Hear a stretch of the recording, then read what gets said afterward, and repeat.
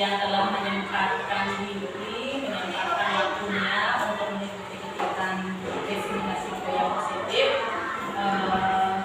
Sebenarnya ini adalah tugas saya untuk LMS, karena saya ini adalah CGP angkatan 9. Saya ditugasi untuk sharing kepada rekan-rekan semua, dan diharapkan nanti setelah sharing ini teman-teman mendapatkan wawasan baru, pengetahuan baru, dan bisa diterapkan di sekolah kita ini dalam rangka mewujudkan murid impian kita, yaitu visi SD Negeri Lingga. Marilah kita panjatkan puja dan puji syukur kehadirat Allah Subhanahu wa Ta'ala yang telah melimpahkan rahmat dan hidayahnya kepada kita semua, sehingga pada hari ini kita bisa berkumpul dalam rangka destinasi budaya positif dalam keadaan sehat walafiat. Sholawat serta salam tetap tercurah kepada junjungan Nabi besar Muhammad Sallallahu Alaihi Wasallam yang telah membawa kita dari zaman kegelapan menuju zaman yang terang benderang seperti sekarang ini. Dan mudah-mudahan kita semua sebagai umatnya akan mendapatkan syafaat di hari akhir nanti dari beliau. Amin, amin ya rabbal alamin. Ya, yang pertama ini sebelum memasuki materi ya, di sini ada beberapa pertanyaan. Jawabannya setuju atau tidak setuju? Guru dapat mengontrol murid, setuju atau tidak? Setuju. Oke. Yang kedua, pemberian hukuman dapat mendisiplinkan murid, setuju atau tidak? Setuju. Yang tidak setuju ngacung. Yang setuju angkat-angkat ngacung. Buat ini. Oke.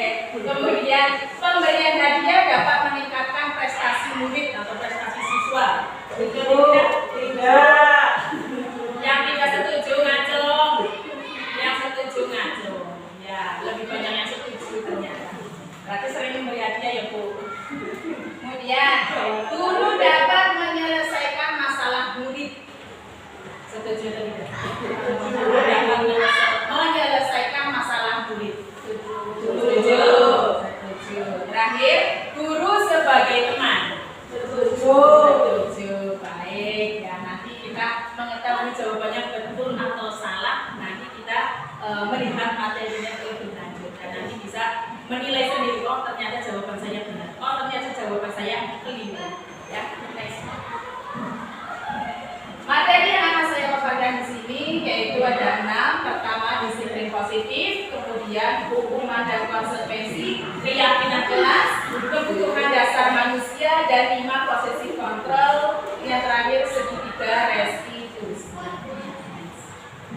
Pertama adalah disiplin positif.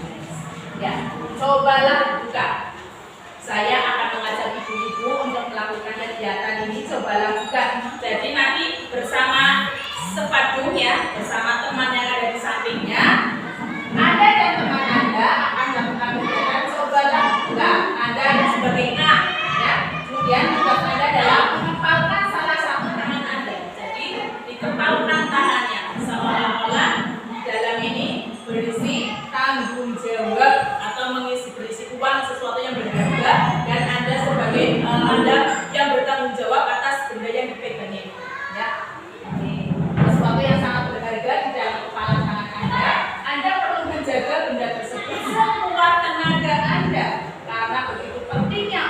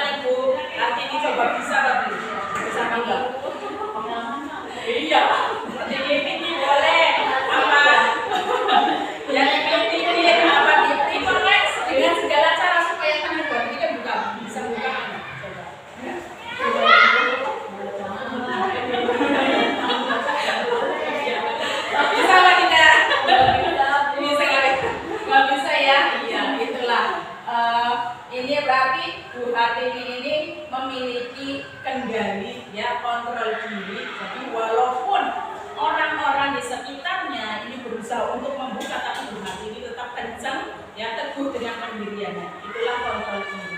Ya. Next. Jadi Mbak Nurul ini tidak bisa mempengaruhi Bu Hati. Ya. Di sini ada teori kontrol dari Dr. William Glasser dalam kontrol teori meluruskan beberapa miskonsepsi tentang makna kontrol. Yang pertama, guru mengontrol murid. Tadi ada yang setuju ya. Guru mengontrol murid, ya setuju. Kita lihat. Pada dasarnya kita dapat memaksa murid untuk berbuat sesuatu jika murid tersebut memilih untuk tidak melakukannya. Contohnya tadi Bu Hati ini tidak mau membuka tangannya, walaupun Mbak Nurul tadi dengan sekuat tenaga mengelitiki, memberi iming-iming hadiah, tapi karena di hatinya Bu Hati nggak mau, ya tetap tidak akan terbuka kepala tangan itu. Begitu juga dengan ini, kontrol murid ada pada di diri murid itu sendiri. Ya, jadi walaupun guru memaksa bagaimanapun caranya membujuk, kalau murid itu di hatinya tidak mau, ya tetap tidak mau. Contohnya muridnya Bu Guru Ikin yang namanya siapa ya Bu, yang itu tidak pernah masuk. Depin itu Bu, di hatinya sudah saya nggak mau sekolah, ya kan? Nggak mau sekolah, walaupun Bu Guru ini sudah berkali-kali ke sana membujuk, semua Bu Guru juga sudah membujuknya, tapi tetap tidak mau sekolah. Itu karena dia tidak mengizinkan dirinya dikontrol oleh orang lain.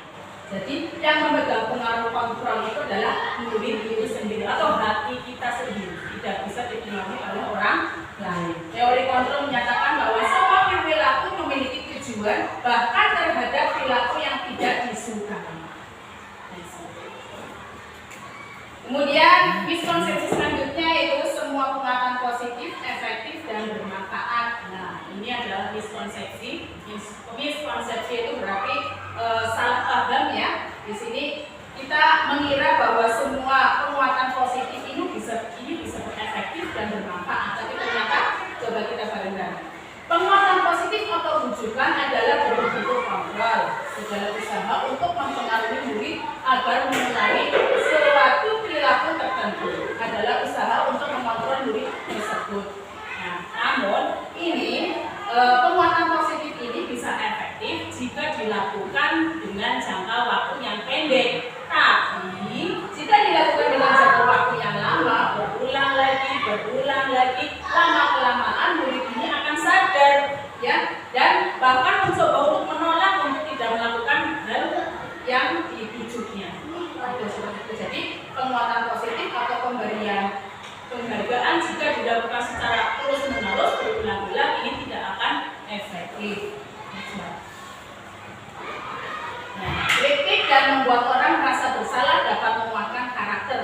Selama ini kita pikir mengkritik dan membuat orang merasa bersalah itu bisa menguatkan seseorang, tapi ternyata menggunakan kritik dan rasa bersalah untuk mengontrol murid menuju pada identitas gagal. Ya. Di sini mereka atau anak-anak ini jika diberikan rasa bersalah bukannya tambah semangat tapi tambah down.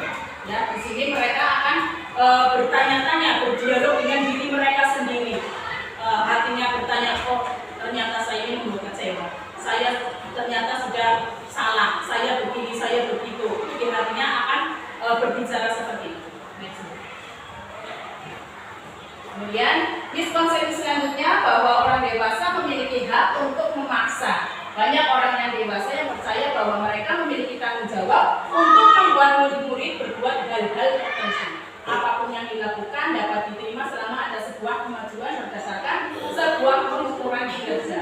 Ya, pada saat itu pula orang dewasa akan menyadari bahwa perilaku memaksa tidak efektif untuk jangka waktu yang panjang. Itu juga sama seperti pemberian yang ini, pemberian hadiah, pemberian apa tadi yang positif itu ya, kalau dilakukan terus-menerus tapi bukannya malah efektif, malah tidak efektif. Next. Stephen R. Covey, Principle Concentrated Leadership, ini mengatakan bahwa bila kita ingin membuat kemajuan perlahan, maka sedikit-sedikit diubah sikap atau perilaku Anda. Namun, bila kita ingin memperbaiki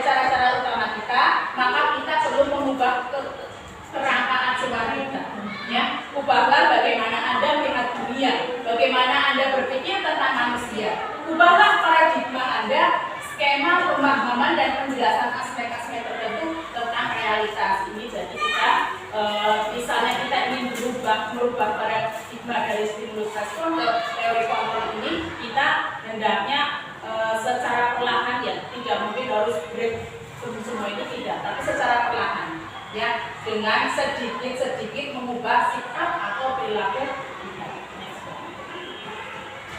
Kemudian selanjutnya ada makna kata disiplin. Di sini disiplin sering dihubungkan dengan hukuman, ya.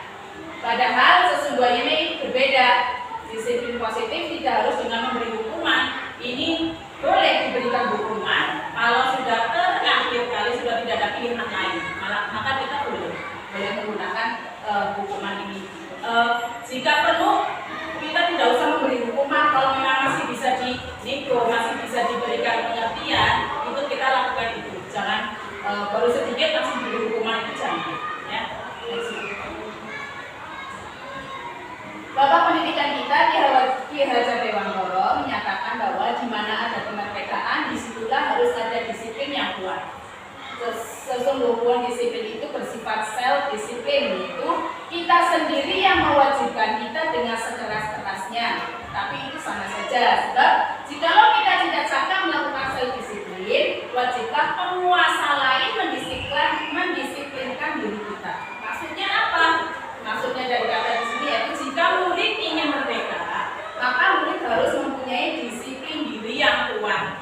Jika disiplin diri yang kuat, murid itu tidak bisa menciptakan disiplin diri yang kuat itu, maka orang lain harus mendisiplinkan. Dalam artian kita sebagai guru yang ada di lingkungan mereka harus mendisiplinkan mereka.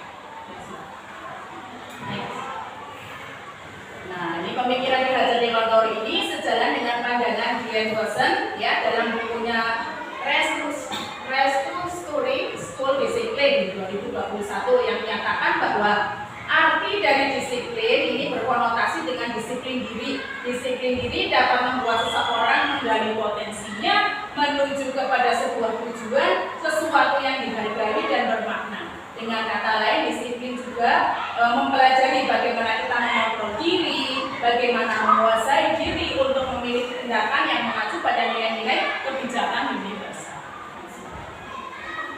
Nah, nilai-nilai kebijakan universal ini apa sih? Ada yang tahu?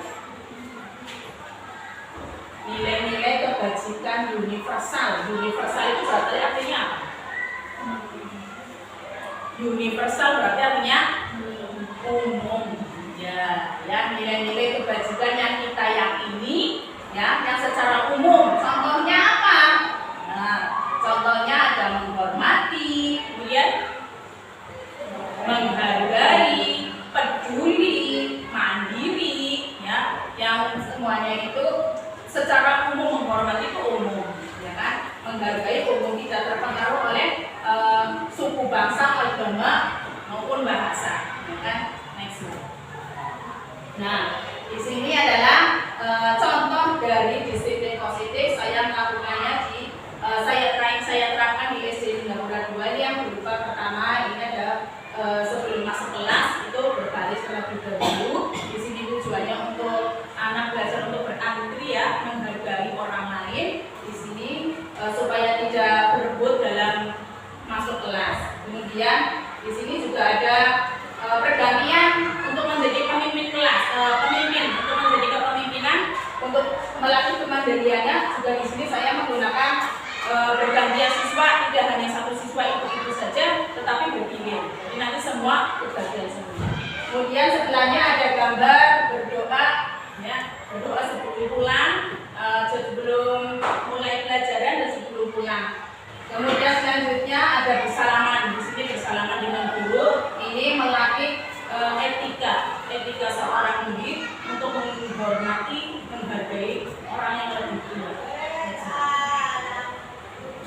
Nilai-nilai kebajikan yang ingin dicapai oleh setiap anak Indonesia ini kita kenal dengan profil pelajar Pancasila. Dalam profil pelajar Pancasila ini mengandung beriman, bertakwa kepada Tuhan Yang Maha Esa, mandiri, bernalar kritis, berkebinekaan global, gotong royong dan kreatif. Itu semua sudah terampung dalam profil pelajar Pancasila.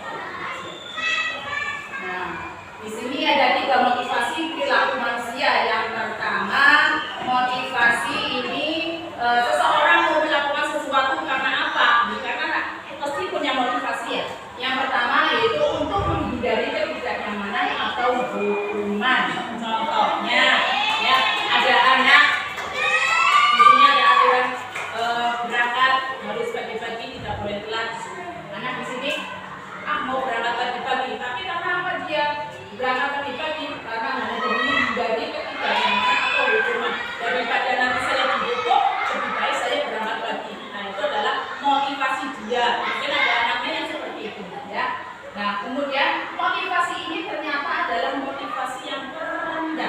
dari motivasi perilaku manusia untuk menghindari hukuman atau ketidaknyamanan. Kemudian yang kedua, untuk mendapatkan imbalan atau penghargaan dari orang lain. Contohnya, anak-anak mau belajar hanya karena ingin dipuji oleh gurunya. Lah, saya mau belajar supaya guru nanti bilang hebat sama saya, supaya nanti guru bisa bilang kamu anak pinter. Nah, ini merupakan satu tingkat dari yang level untuk menghindari ketidaknyamanan. Baik untuk menghindari ketidaknyamanan atau hukuman maupun untuk mendapatkan imbalan atau penghargaan dari orang lain, ini merupakan motivasi dari internal, bukan muncul dari dalam diri murid sendiri. Yang ketiga, untuk menjadi orang yang mereka inginkan dan menghargai diri sendiri dengan nilai-nilai yang mereka percaya. Ya, mereka melakukan sesuatu itu bukan karena orang lain, bukan karena takut akan dihukum, tetapi karena dia ingin menghargai dirinya sendiri. Ya, kemudian ingin melaksanakan nilai-nilai yang diyakininya. Nilai-nilai yang diyakininya itu nilai yang universal tadi, kebajikan universal tadi. Nah, ini merupakan motivasi yang akan membuat seseorang memiliki disiplin positif sebab mereka memiliki motivasi yang berasal dari dalam atau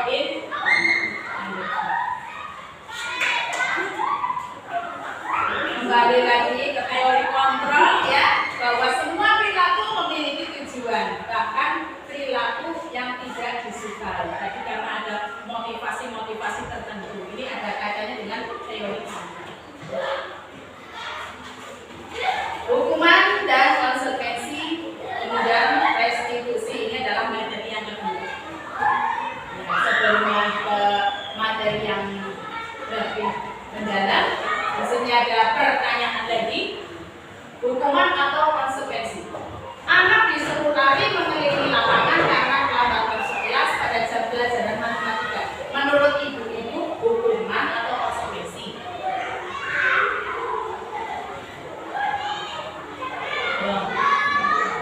Karena anak terlambat, di sini sudah masuk pelajaran matematika, sudah mulai terlambat, terus kamu suruh lari, tenang untuk lapangan. Nah, itu merupakan hukuman atau konsekuensi?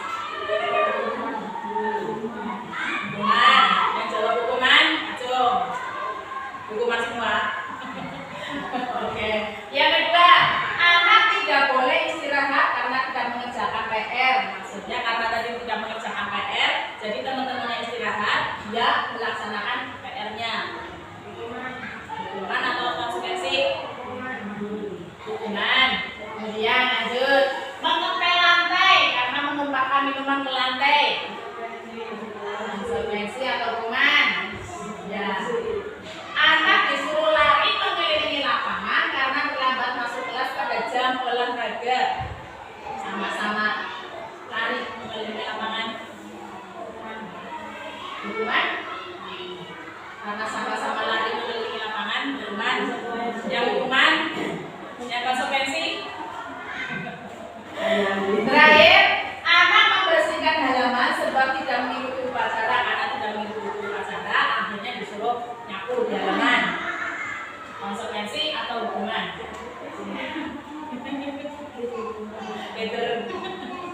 Hukuman apa konsekuensi? Ngomong hukuman yang bersih di halaman api.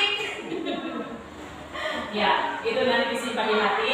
Ayo kita lanjut ke materi selanjutnya supaya bisa menjawab tadi pertanyaan saya betul atau salah. Ya, hukuman dan konsekuensi dalam menjalankan peraturan atau keyakinan kelas atau sekolah, pastilah jika ada suatu pelanggaran pasti ada sesuatu yang harus terjadi ya. Untuk itu kita perlu meninjau ulang tindakan peraturan atau keyakinan sekolah, makanya ada hukuman atau konsekuensi. Nah, di sini ada perbedaannya. Jika hukuman ini bersifat tidak terencana atau tiba-tiba anak tidak diberitahu apa yang akan terjadi, berarti dadakan atau bulan itu dadakan.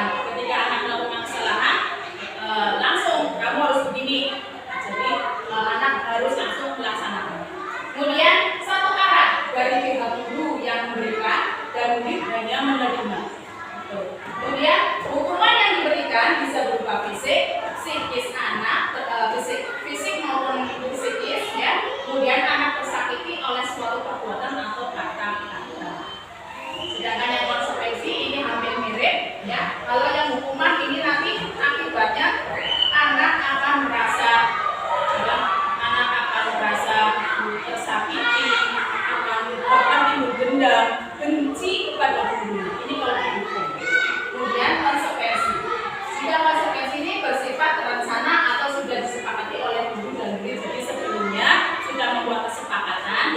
jika ada anak yang melanggar ini, maka akan seperti ini. Itu namanya sudah disepakati sebelumnya. Jadi anak sudah tahu.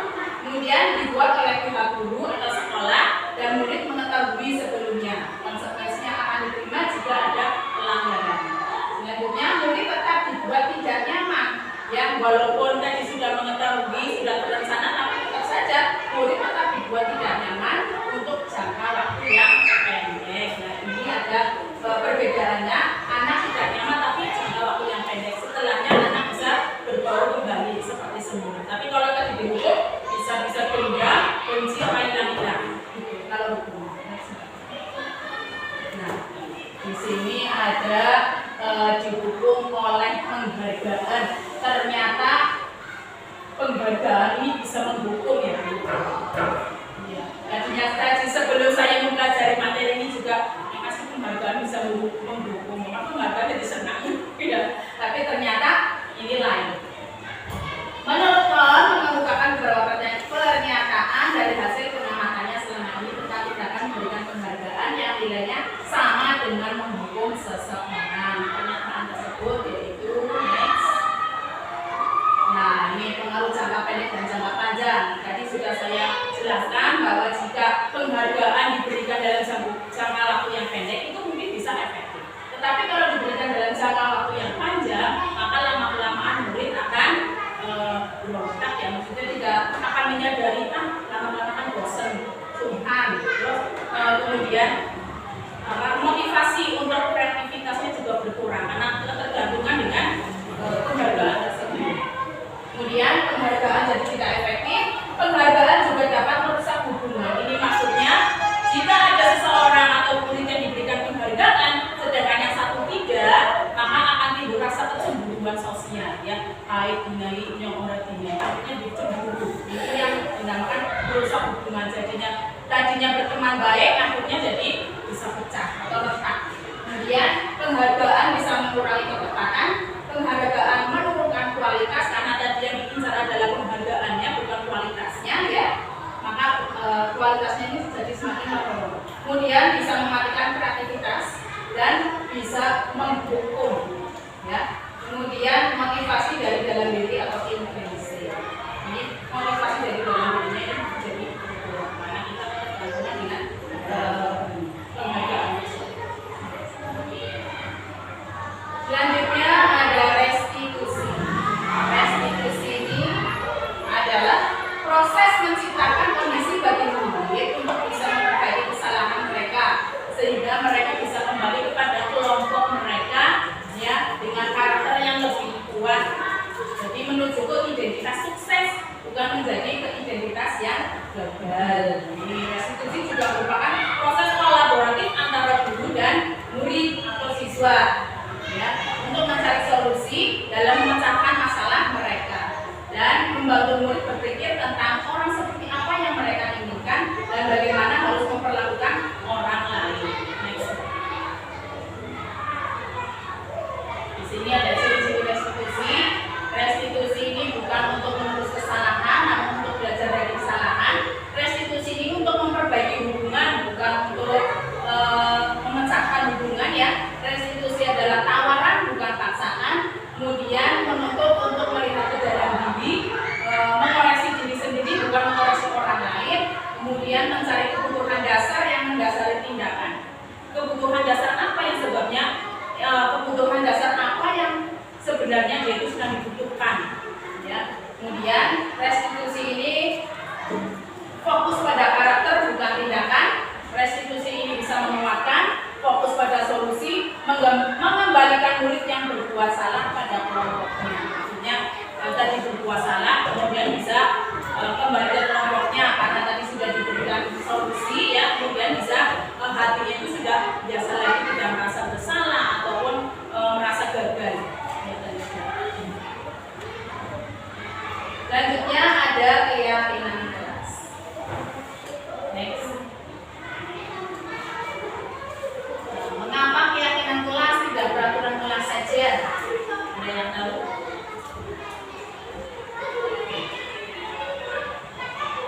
Keyakinan, yakin. Biasanya kalau keyakinan kan ini sudah tertanam di hati ya.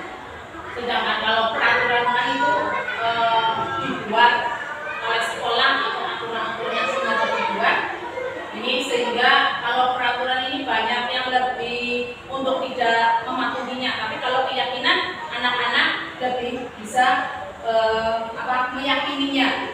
Jadinya itulah kenapa diambil keyakinan kelas bukan peraturan kelas. Keyakinan kelas ini juga nantinya akan dijadikan sebagai fondasi yang untuk memecahkan masalah-masalah yang terjadi di sekolah tersebut atau di kelas tersebut. Nah, keyakinan kelas ini bersifat lebih abstrak, berupa pernyataan-pernyataan universal, kemudian dibuat dalam bentuk positif, dalam kalimat positif maksudnya. Kemudian keyakinan kelas juga ini hendaknya tidak terlalu banyak supaya bisa mudah diingat oleh anak-anak, dan ini dapat diterapkan di lingkungan tersebut. Hendaknya semua warga ikut berkontribusi dalam pembuatan keyakinan kelas lewat surat pendapat. Jadi nanti masing-masing siswa diberi kesempatan untuk mengungkapkan pendapatnya. Kemudian bersedia meninjau kembali keyakinan kelas dari waktu ke waktu. Prosedur membentukkan keyakinan kelas. Di sini yang pertama, mempersilakan dulu di kelas untuk bercurah pendapat. Yang pertama yaitu yang harus dibuat yaitu peraturan yang ada di sekolah tersebut atau peraturan kelas tersebut. Nanti dari peraturan kelas diambil kalimat positif, ya. Misalnya tadi ada kalimat negatif, nanti diambil diganti dengan kalimat-kalimat positif. Kemudian meninjau kembali, temukan nilai kebajikan dari pernyataan-pernyataan tersebut atau dari peraturan-peraturan tersebut, dari kalimat positif tersebut diambil nilai kebajikannya atau keyakinan yang diwujud dari peraturan tersebut. Ya. Kemudian contohnya, misalnya di sini ada peraturan kelas atau keyakinan kelas tidak boleh memukul teman. Itu kan peraturannya tidak boleh memukul teman. Kemudian kalimat positifnya berarti bagaimana? Menyayangi teman, boleh menghargai teman, ya tidak. Kemudian kalimat nilai kebajikannya saling menyayangi, boleh berarti menghargai tadi ya, menghargai teman itu dijadikan sebagai keyakinan atau keyakinan atau ini nilai kebajikannya. Kemudian setelah dibuat atau diambil nilai-nilai kebajikannya tersebut, kemudian semuanya menyetujui dengan cara menandatangani hasil keyakinan tersebut atau memberikan tanda bahwa saya setuju dengan keyakinan-keyakinan yang dibuat tadi.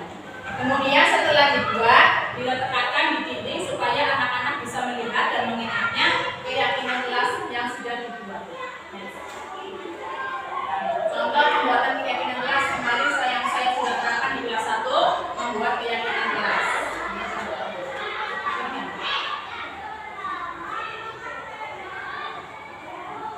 Di sini saya kelas 1, walaupun kelas 1 ya, saya mencoba untuk mempraktikkan peraturan kelas di mana setiap siswa saya berikan kesempatan untuk memberikan pendapatnya, ya. Kalian ingin kelas yang bagaimana? Nah, semuanya pada memberikan, alhamdulillah semuanya pada memberikan kontribusi, memberikan pendapatnya. Saya ingin kelas yang bersih guru, saya ingin kelas yang ini anak-anaknya nggak nakal, ya. Jadi ini Bu, kalau ngomong ini jangan saru. Nah, itu juga tak satu semua, ya. Kemudian setelah saya mencatat, mengubahnya dengan kalimat positif. Setelah mengubah kalimat positif, kemudian diambil nilai kebajikan yang akan nanti dijadikan keyakinan kelas. Seperti itu. Kemudian untuk penyetujuan atau menyetujuinya ini saya tidak menggunakan tanda tangan sebab anak kelas 1 belum bisa tanda tangan, jadi menggunakan cap jempol. Cap jempol kanan, kemudian di bawah diberi nama masing-masing. Nah, sedangkan yang ini adalah pendalaman keyakinan kelas. Mungkin kalau pendalaman keyakinan kelas ini bisa diterapkan di kelas tinggi, ya. Pendalamannya yaitu berupa TBLP, yaitu tampak dan tidak tampak. Contohnya, jika kita mengambil nilai kebajikannya yaitu adalah hormat atau menghormati, maka nilai yang tampaknya itu akan seperti apa? Nah, contohnya di sini ya, misalnya datang tepat waktu, itu tampak, ya. Kalau tidak tampak adalah hormatnya, berarti sering hadir terlambat. Misalnya sering hadir terlambat, ini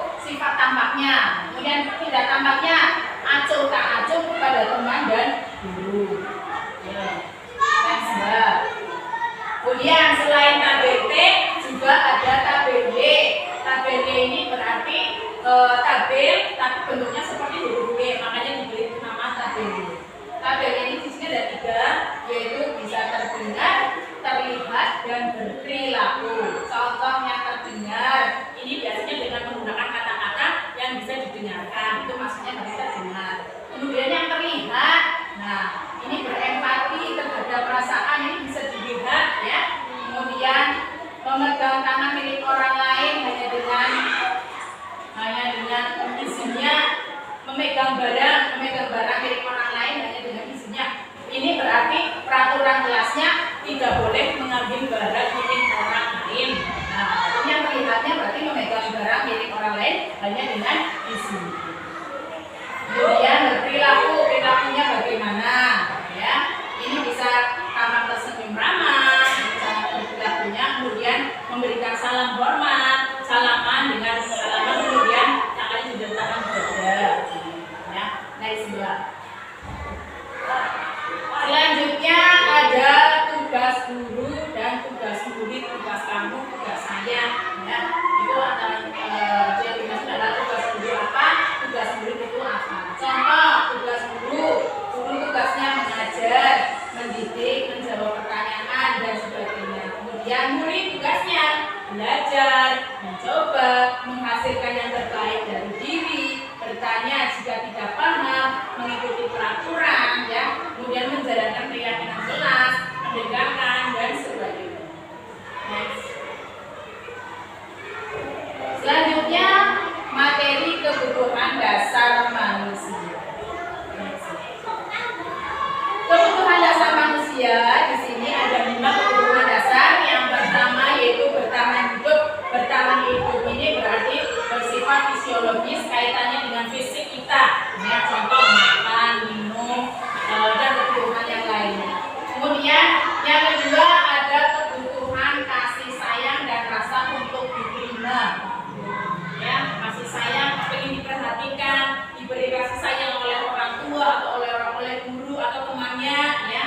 Ini kemudian yang ketiga penguasaan atau kekuatan untuk mencapai sesuatu. Jadi murid ini atau kita manusia ini juga memiliki kebutuhan sebagai penguasa. Kemudian kebebasan, memiliki kebutuhan untuk bebas atau kemandirian pemilih, pilihan berhak memilih. Kemudian kebutuhan yang kelima ada kesenangan, ya. Kesenangan dalam artian di sini itu untuk hanya mencari kesenangan saja, hanya bermain ataupun sekedar tertawa. Contoh, misalnya ada seorang murid, ya, kelas 1 yang namanya Seva. Seva ini meminta jajan kepada atau meminta bekal kepada temannya si Putri. Si Putrinya nangis, ya kan? Si Putri nangis, kemudian ada teman-teman laporan ke guru. Guru ini lapor si Putri nangis. Kenapa? Setelah saya tanya, kemudian kenapa kamu menangis? Ini guru Seva mengambil bekal saya, gitu kan? Nah terus kemudian dicari tahu alasannya kenapa si Seva mengambil bekalnya tersebut. Nah, di sini kita bisa melihat dari jawaban alasan Seva tersebut, kita bisa menilai bahwa kebutuhan dasar manusia yang mana yang Seva ini butuhkan. Ya, jadi kita bisa melihat dari alasannya. Jika alasannya Seva adalah mengapa dia mengambil bekalnya si Putri, karena dia ini lapar dari rumah ke rumahan, berarti ini termasuk dalam kebutuhan dasar yang mana? Nah, yang akan berkaitannya dengan fisik, ya, berarti bertahan hidup, berarti memang dia di rumah mungkin, nah, kekurangan mungkin, ya.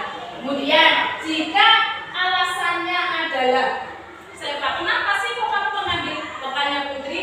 Karena saya kepingin dikejar-kejar oleh Putri. Kalau saya ngambil makanannya kan nanti Putri kejar-kejar saya senang. Nah, berarti ini termasuk kebutuhan dasarnya.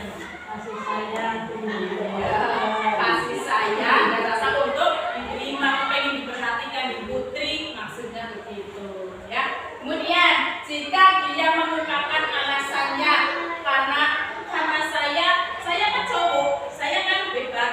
Nah, itu berarti bukan dasar yang mana? Penguasaan atau kekuatan, ingin menunjukkan bahwa saya ini bisa, saya ini bebas. Nah, kemudian di sini ada kebebasan karena saya ingin sesuka hati saya ingin bebas, saya ingin berbebas mengambil punya siapa saja itu kan bebas terserah saya. Nah itu contoh dari kebebasan atau kemandirian. Kemudian kesenangan, hanya untuk mencari kesenangan. Jadi Seva ini senang kalau melihat Putri itu nangis, hanya untuk memenuhi kesenangan dirinya sendiri. Next.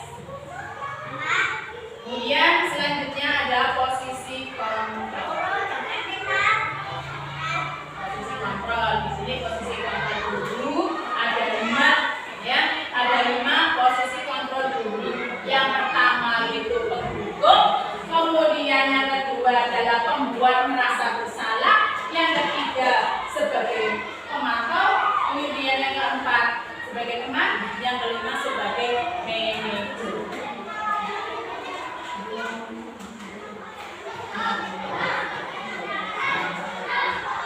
Sebagai penghukum ini biasanya ya guru yang bersifat memiliki posisi penghukum ini biasanya sukanya marah-marah. Siapa yang suka marah-marah di sini? Ya berarti itu ada apa namanya? Memiliki sifat posisi penghukum ya. Biasanya patuhi aturan saya atau awas. Kamu selalu saja salah. Ya, contoh ya, ada murid terlambat. Ini kalau guru sebagai penghukum pasti akan wajahnya terseram, jawab kemudian. Kemudian nada juga tinggi, galak ya, lambat. Kenapa kamu terlambat? Kamu selalu saja terlambat sampai nunjuk-nunjuk begini guys.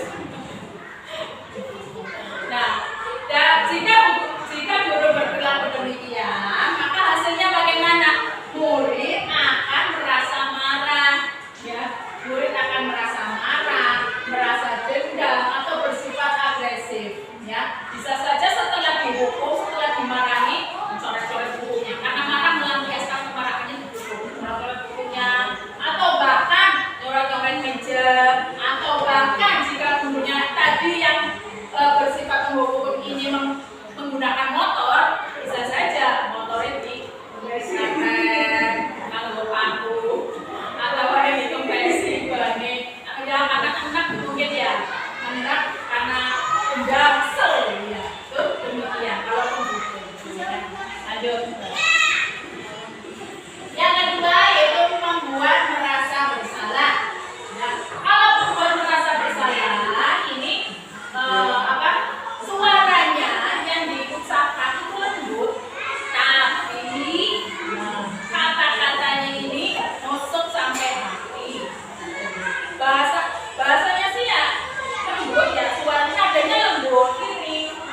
Justru lirik, orang tidak yang keras-keras tadi yang teriak-teriak. Ini lirik tapi itu tadi kata-katanya ini mengandung makna yang sampai luar biasa. Contoh, ibu sangat kecewa sekali dengannya. Beberapa kali bakal memberitahu kamu ya. Gimana coba kalau orang tua kamu tahu tujuan kamu begini?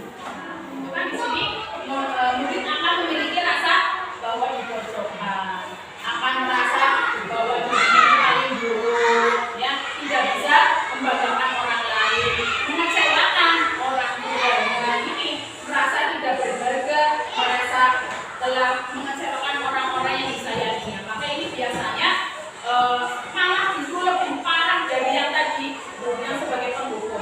Kalau penghukum kan anak bisa langsung melampiaskan ya, coret-coret, anak langsung juga sudah. Tapi kalau ini bisa terbawa sampai bahwa depresi.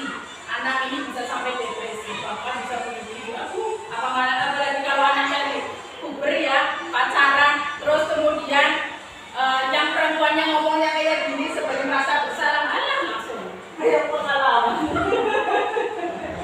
Ini lanjut. Kemudian posisi sebagai teman, ya, pada posisi ini tidak akan menyakiti murid, jadi guru tidak menyakiti murid, tapi berperilaku sebagai teman, ya. Tapi walaupun sebagai teman tetap ada upaya mengontrol murid melalui persuasi. Mereka berkata biasanya kalau guru sebagai menempati posisi sebagai teman ini akan berkata seperti ini. Ayo bantulah demi bapak ya, ayo bantu ibu ya. Ayo ingat tidak bantu bapak selama ini.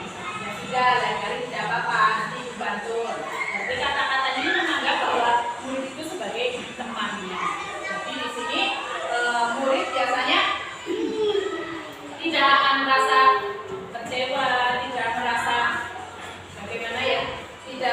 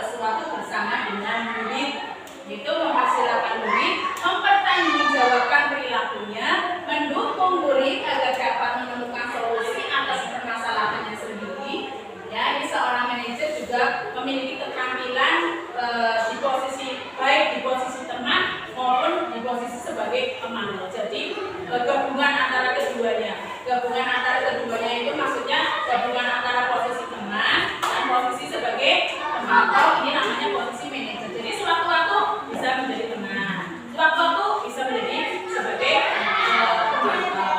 Ya.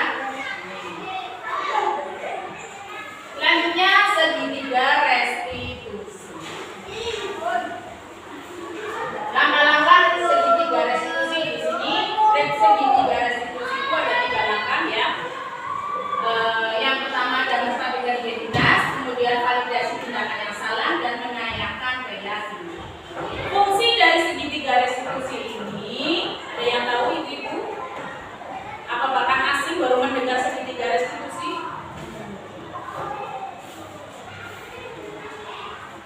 Ya.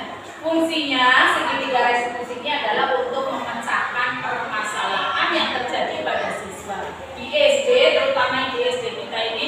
Setiap hari itu banyak sekali permasalahan. Pasti ada yang nangis, ada laporan anak begini begitu ya, pasti ini ada. Nah, cara kita menanggulanginya atau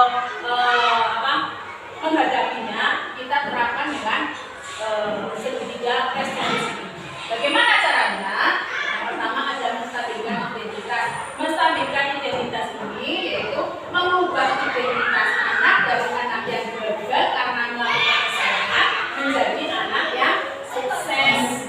Sukses dalam artian maksudnya di sini anak jadi merasa tidak sama merasa bersalah, tapi kita sebagai guru harus berusaha membangkitkan semangatnya lagi supaya tidak down.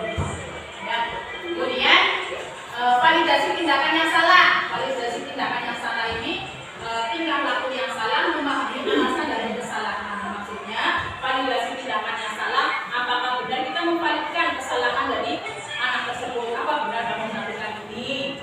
Nah, nanti jika bully tersebut dijawab iya Bu, saya melakukannya. Kemudian ditanya alasannya apa? Nanti kan ketemu dengan yang tadi kebutuhan 5 dasar manusia tadi. Nanti bisa ketemu di situ. Oh, alasannya seperti ini. Baik, ya. Kemudian kalau sudah ketemu alasannya, nanti kita bisa memberikan atau nanti bisa memberikan pilihan solusi tentang pemenuhan kebutuhan dasar yang mereka butuhkan. Selanjutnya menanyakan keyakinan, ya. Jadi setelah tadi ditanya, kemudian bertanya tentang kesalahannya, terus kita tanyakan keyakinan. Kira-kira nilai-nilai yang kamu yakini itu apa dari permasalahan ini? Nah, kamu sudah menanggapi ini, kemudian kamu meyakini apa, kemudian apa yang harus kamu lakukan. Nanti di sini ada pemecahan masalah. Jadi jika siswa tidak bisa memecahkan permasalahannya, kita sebagai guru harus memberikan pilihan atau memberikan masukan-masukan yang kiranya dapat dilakukan oleh murid supaya murid ini bisa menuju ke arah perubahan yang lebih baik, bukan menjadi anak yang sudah salah jadi merasa bersalah lagi. Tidak.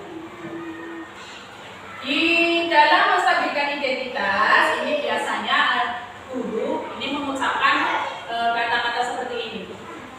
Karena tujuannya dalam mengubah identitas dari anak yang gagal menuju ke anak yang sukses, ini adalah kata-katanya biasanya seperti ini.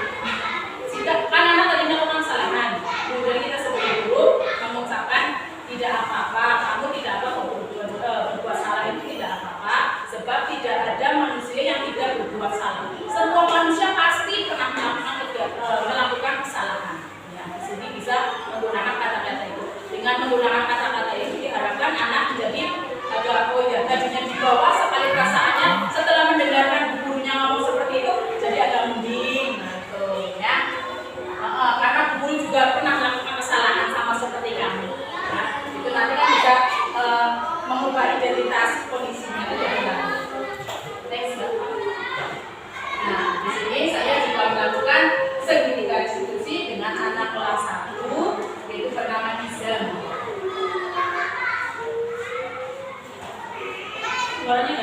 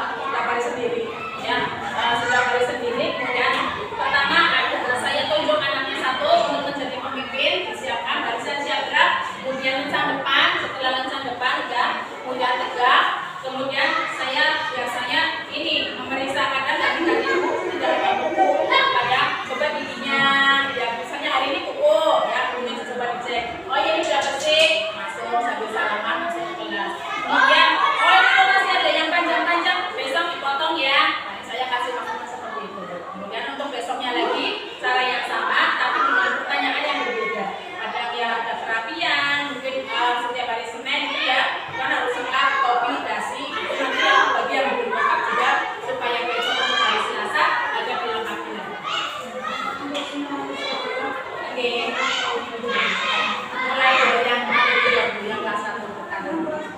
Iya, yang kelas 1-nya di demikian. Ibu ada lagi pertanyaan? Atau masukan? Tidak cukup? Terima kasih. Saya akhiri kegiatan ini dengan mengucapkan Assalamualaikum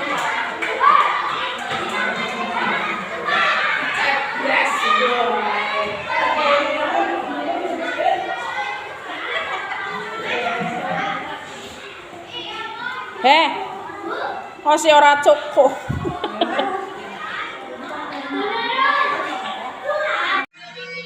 kita akan membuat kesepakatan atau keyakinan kelas, yaitu khususnya kelas 1 ya. Sebelum kita membuat keyakinan kelas, kita membuat peraturan kelas terlebih dahulu ya. Nah, silakan kalian berpendapat atau kalian menginginkan kelas kita ini bagaimana? Kalian itu nantinya bisa nyaman dalam belajar, bisa betah di sekolahan, ya kan? Tadi belajarnya nyaman, kemudian di sekolah betah, bergaul dengan teman-teman juga nyaman, semuanya nyaman. Ingin kelasnya bersih, boleh. Kelas yang bersih. Kita menginginkan kelas yang bersih, berarti peraturannya bagaimana?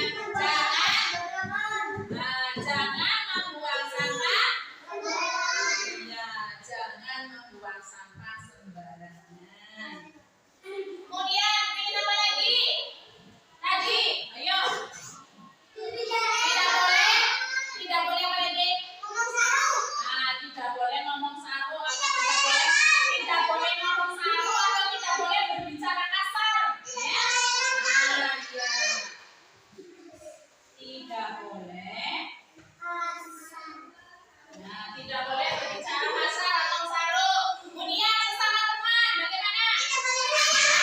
Nah, tidak boleh nakal. Iya. Ya.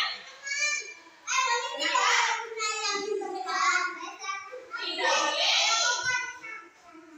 Tidak boleh nakal sama temannya, pada benih tidak boleh menyakiti teman. Menyakiti ini bisa menyakiti hati maupun